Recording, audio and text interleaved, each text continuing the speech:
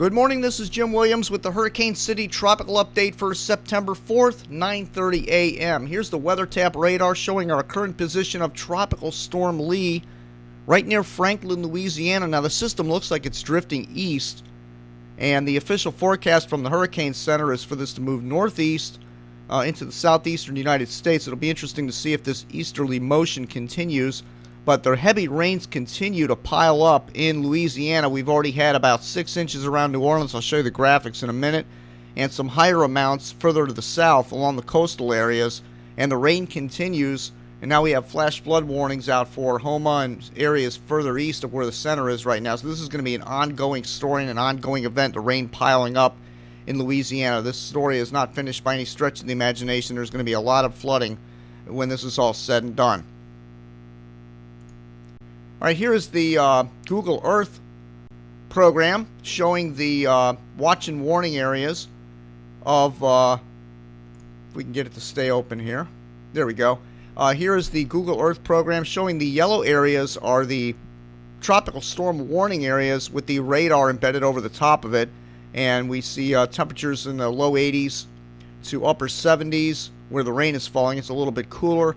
We have some heavy rain moving in to New Orleans at this hour, and even over towards the Florida Panhandle. They're getting a lot of rain this morning, and that'll continue for the next couple of days. This is going to be a huge rain event. All right, here is the HurTrack program showing Katia, and here's the forecast track for Katia, basically moving northwest and then beginning to make the turn off the coast of the United States. Just east of Cape Hatteras is the way it looks right now, according to the official forecast from the National Hurricane Center. I'll get into the models a little bit here because there's a little bit of a spread and there's some uncertainty about the future of Katia. So that could be an interesting story down the road. Let's go ahead and take a look at the water vapor imagery here. And you can see that we have a big upper level low out in off the coast of the Carolinas. We have another upper level low north of Katia. Actually, let me illustrate this.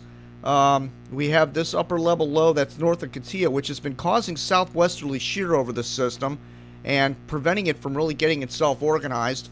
And you know, the National Hurricane Center and the models did a pretty good job on showing that that could potentially happen when Katia got in this particular location. So that system is getting sheared at the moment by an upper level low. Now here's another upper level low between Bermuda and the United States that also is going to be causing a little bit of wind shear out in here. So I don't know how much more strengthening Katia, whatever you want to call this system out here, could be going through, but it's remained to be seen. A couple of models really want to crank this up into a major hurricane still, and the other models keep it as a regular hurricane, Category 1, Category 2. So that could play into how much weather we're going to get on the east coast of the United States if it gets close enough, if it's a major hurricane and it spreads out a little bit. But right now it's going under wind shear. Now here comes the scoops out here. We have this big old trough that's really flying in here, and I believe that this is going to be a pretty strong trough, a lot stronger than the models are indicating, and I think we're going to see Lee here get kicked off into the northeast, which is going to exacerbate the rain situation a little bit. And I think we're going to see Katia make the turn off the east coast, kind of like the way the GFS is showing, which takes it south of the Canadian Maritimes and out into the open Atlantic after getting pretty close to the mid-Atlantic seaboard. So, and the Euro is even closer. I'll show you that in just a minute. But here comes the scoop, and I believe that that's going to take everything on. Let's watch it in motion one more time. And you can really see the scoop up here really beginning to dig in the last frame right there. You can see that dry air right there. That's a big old scoop coming across, and it'll be interesting to see how much that drags everything out of here and if the models are onto this. All right, here is our rainfall total so far for Louisiana, southeast Louisiana, and the yellow areas indicate about 6 inches of rain, and the orange areas are about 10 inches.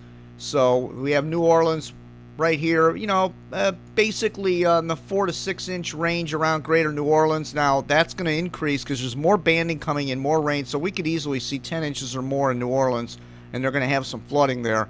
Look at all the heavy rain down here near Grand Isle. They've already had about almost 10 inches up in there. So, and there's been heavier rains over near Morgan City. That's a different radar shot of rainfall, but and some heavy rains over here in Mississippi and Alabama as well. So, it almost looks like a face, doesn't it? Oh my God, look at all this rain. That's what's going to happen here over the next few days. All right, here's the model map from Hurricane City. And again, the majority of the models want to take Katia, Katia, whatever the heck you want to call it, in between Bermuda and the United States. And then we have the outliers here, the UK Met, the Canadians even beginning to turn it now, and the NOGAPS really wants to take it close to the United States. Here's the rainfall forecast. This is taken from the HurTrack program, and we're showing a potential track and rainfall amounts of 6 to 8 inches all through northern Mississippi, northern Alabama, and then we get into northern Georgia and into the Tennessee Valley here. We're going to see a lot of rainfall, but it tapers off. This is going out to the 7th, 3 days from now. Of course, it hadn't reached its point up in New York yet, but they're calling for up to about an inch up to that point in New Jersey and the areas that were flooded from Hurricane Irene. So we're going to pay close attention to that. We'll see it. We'll update these model maps on the next tropical update video, which will be probably tomorrow afternoon. All right, here's the Euro model. This is going out to Sunday, September 11th. Now, this is the anniversary of 9/11, and there's a lot of talk about a potential weather system disrupting that event. Here is again this is the Euro model showing Katia right off the coast of North Carolina, and you would look at that and go, oh my God, this is not going to be good. But here we go to the next image. It begins to make the turn away from the United States, turning off to the northeast. But if this happens, it could be a large enough system to affect the New York area with a little bit of rainfall if this were to play out from the European. But the National Hurricane Center seems to be leaning towards the more right-hand solutions, which would be taking it a little bit further off the coast.